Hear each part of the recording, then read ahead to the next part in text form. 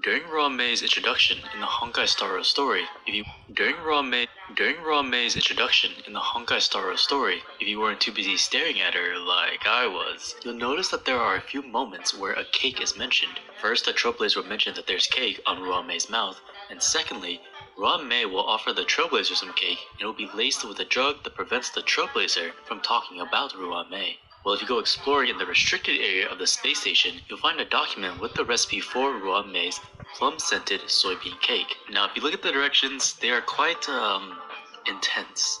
So I will be doing my own personal take on the directions, and I did draw some inspirations from the event that came out at the same time, involving those little experiments. Okay, so the backstory of this cake is taken care of. Let's dive into the recipe. As always, the written recipe is in the description below, and please consider subscribing if you would enjoy more Hoyoverse cooking content.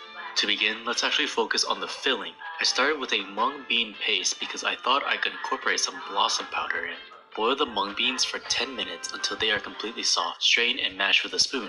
Pour the mashed beans into a pan, add milk, sugar, and oil, and cook on medium heat until most of the liquid has dissolved. Sprinkle in potato starch.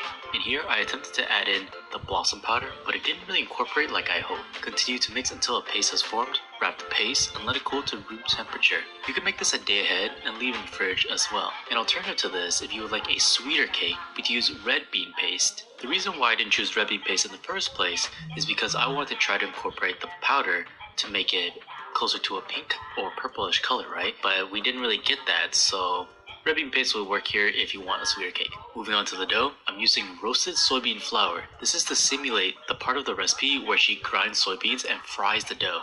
Add soybean flour, golden syrup, if you don't have this, honey works too, lye water, and oil. Here I also added more blossom powder, but I'm not gonna lie, it felt like it did not do anything. Mix until a dough forms and let the dough rest for at least 30 minutes. Weigh roughly 20 grams of the mung bean paste and sprinkle in more blossom powder if desired. I'm really just trying to add it everywhere I can. Then roll it into a ball. Continue until all of the paste is used. For the dough, I'm also measuring into 20-gram balls. Flatten the ball and spread the dough slightly. Place a ball of the mung bean paste in and pull the dough over to completely cover the paste. Roll into a ball again and set aside. Continue until all the cakes are formed. Now take a mooncake mold and mold all of the cakes. I lightly sprinkle the mold with flour to help prevent sticking. Once all the mooncakes are formed, ignore that one, that is my tester cake. Let the cake sit in the fridge for at least 30 minutes to let it rest. Preheat the oven to 350 degrees Fahrenheit. Place the mooncake in and bake for 5 minutes. This allows the cake to keep its form for the next step. Wash the cakes with egg wash and then bake for 10 minutes. Once they are done, allow them to cool to room temperature. As you can see here, I have some cracks here and there. I think it's due to the soybean flour having no gluten, so there's very little chewiness and elasticity.